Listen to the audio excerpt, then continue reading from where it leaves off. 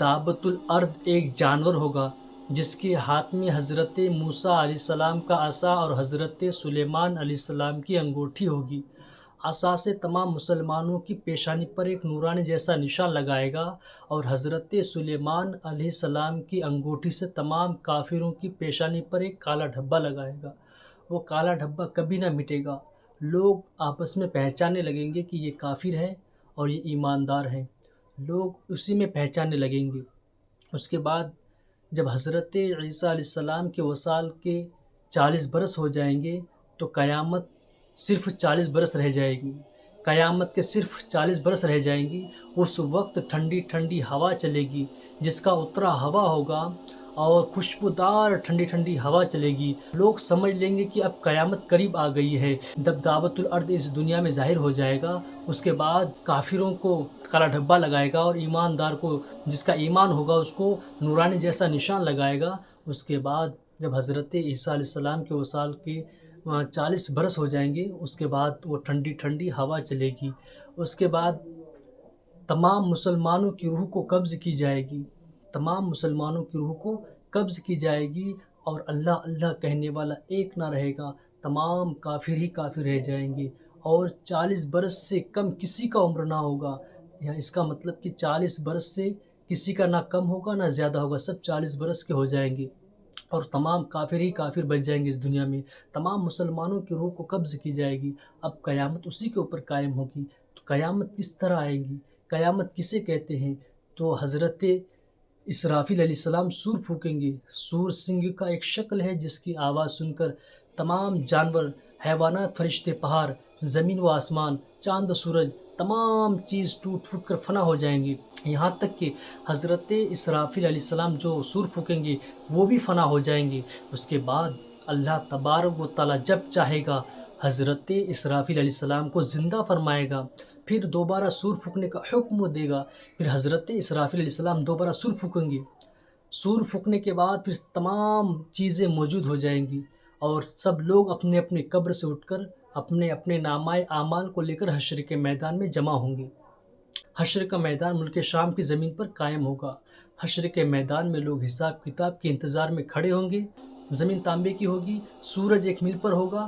لوگ اتنے پریشان ہو جائیں گے، پسینہ اس کثرت سے نکلیں گے کہ کسی کے گھٹنے تک، کسی کے ٹھکنے تک، کسی کے پیٹ تک، کسی کے منہ تک، اور کافر تو اس میں ڈبکیاں کھائیں گے۔ حشر کے میدان میں لوگ اتنے پریشان ہوں گے، اور اتنا کڑی دھوپ ہوگی کہ لوگ پریشان ہو جائیں گے، اتنا پریشان ہو جائیں گے کہ کوئی ڈبکیاں کھائیں گے پسینہ میں۔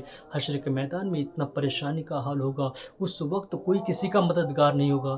ماں باپ، بھائی بہن، بیوی بچے، رشتہ دار، سب اپنے اپنے مصیبتوں میں مبتلا ہوں گے، کوئی کسی کا مددگار نہیں ہوگا۔ اور تمام لوگ جائیں گے اور اپنے اپنے سفارش ڈھونڈیں گے کہ کون دنیا میں، کس کو میں دنیا میں ایک گلاس پانی دیا تھا، وہ میرا سفارش کریں گے تو مجھے اس پریشانی سے نجات دلائیں گے۔ وہ سب ڈھونڈیں گے لیکن کوئی نہیں ملے گا۔ آخر میں سب لوگ انبیاء اکرام کے پاس جائیں گے لیکن کوئی کام نہیں آئیں گے۔ اس وقت کوئی بھی کام نہیں آئیں گے، سب انکار کر دیں گے۔ پھر سب لوگ ہمارے نبی صلی اللہ تعالیٰ علیہ وسلم کے پاس جائیں گے اور عرض کریں گے کہ اے محمد صلی اللہ تعالیٰ علیہ وسلم ہمارے لیے سفارش کیجیے۔ حضور فرمائیں گے انا لہا، میں اس کے لیے موجود ہوں، کہو تمہاری سنی جائے گی۔ حضور پھر اپنے سر کو سجدے میں جھکائیں گے اور اللہ تبارک و تعالیٰ کا حکم ہوگا۔ اللہ تبارک و تعالیٰ فرمائیں گے اے محمد اٹھاؤ اپنا سر، مانگو تمہاری سنی جائے گی، مانگو تمہیں ملے گا، سفارش کرو تمہاری سفارش قبول کی جائے گی۔ پھر حضور صلی اللہ تعالیٰ وسلم اپنے سر کو سجدے سے اٹھائیں گے۔ پھر حساب کتاب شروع ہوگا، لوگوں کو جنت میں بھیجے جائیں گے، جنتی کو جنت میں، دوزخی کو دوزخ میں بھیجے جائیں گے۔ جو ہمارے نبی صلی اللہ تعالیٰ علیہ وسلم سے محبت کرتے ہیں اپنے اپنے چاہنے والوں، اپنے اپنے ماننے والوں کی سفارش کر کے جنت میں بھیجیں گے۔ اس کے بعد ہمارے نبی صلی اللہ تعالیٰ علیہ وسلم اپنے اپنے چاہنے والوں، اپنے اپنے ماننے والوں کی سفارش کر کے جنت میں بھیجیں گے۔ اس کے بعد سب سے پہلے ہمارے نبی صلی اللہ تعالیٰ علیہ وسلم شفاعت کریں گے۔ اس کے بعد اولیاء اکرام شفاعت کریں گے۔ اس کے بعد انبیاء اکرام شفاعت کریں گے۔ اس کے بعد شہید کربلا شفاعت کریں گے، اس کے بعد علماء دین اپنے اپنے چاہنے والوں اپنے اپنے ماننے والوں کی شفاعت کریں گے۔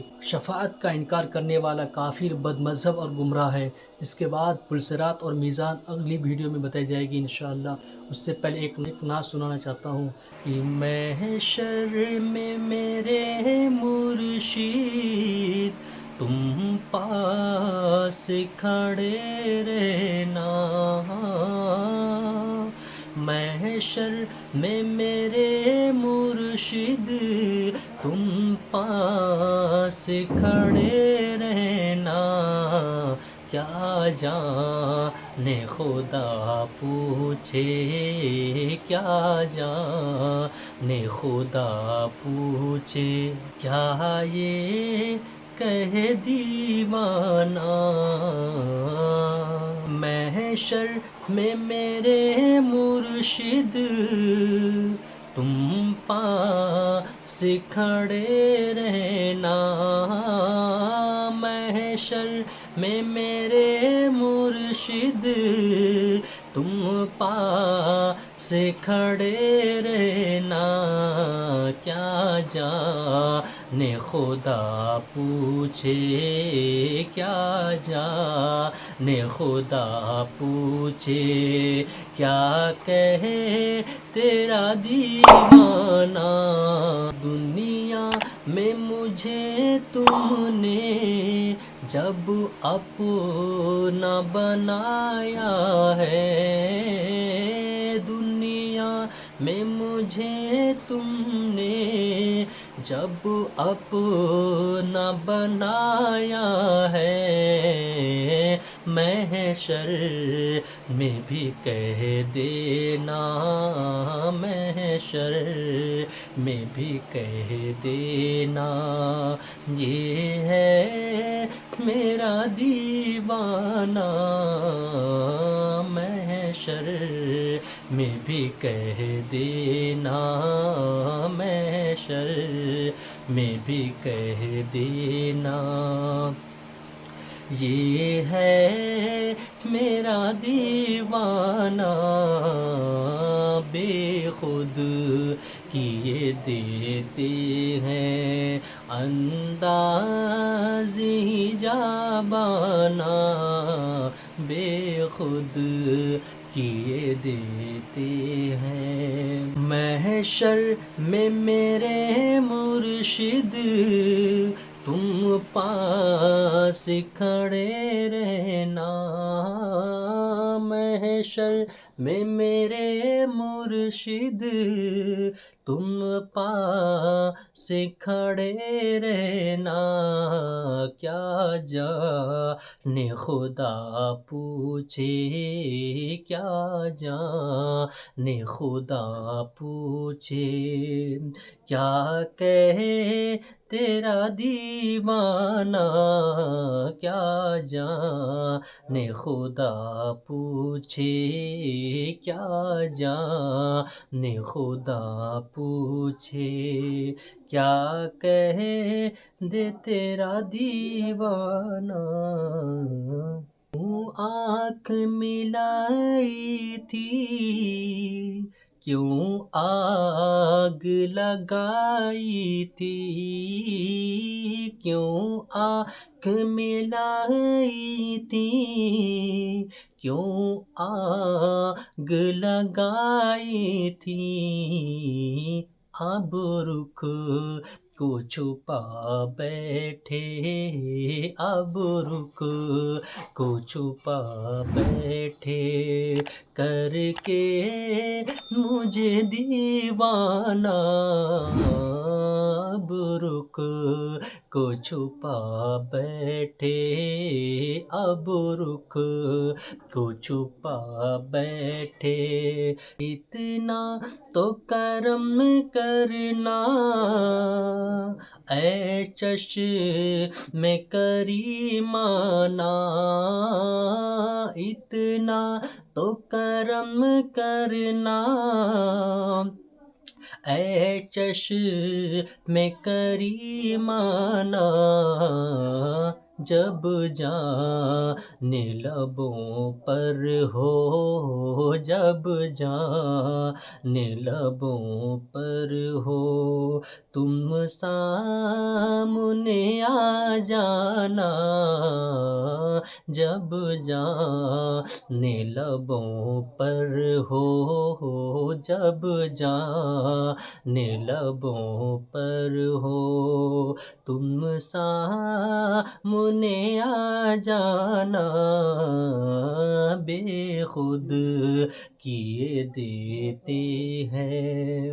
میں ہوش حواس اپنے اس بات پہ کھو بیٹھا، میں ہوش حواس اپنے اس بات پہ کھو بیٹھا، تو نے جو کہا ہنس کے، تو نے جو کہا ہنس کے، یہ ہے میرا دیوانہ، تو نے جو کہا ہنس کے، یہ ہے میرا دیوانہ، بے خود کیے دیتے ہیں۔ محشر میں میرے مرشد تم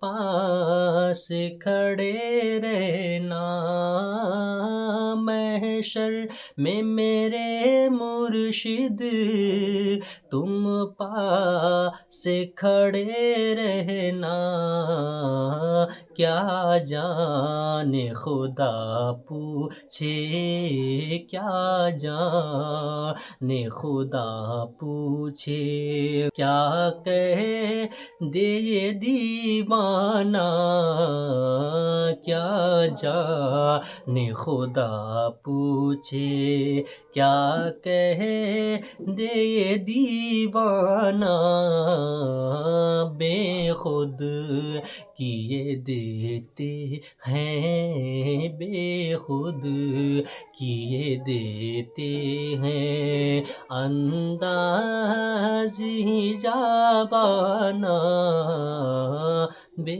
خود کیے دیتے ہیں۔ دنیا میں مجھے تم نے جب اپنا بنایا ہے، دنیا میں مجھے تم نے جب اپنا بنایا ہے، محشر میں بھی کہہ دینا، محشر میں بھی کہہ دینا، یہ ہے میرا دیوانہ، محشر میں بھی کہہ دینا۔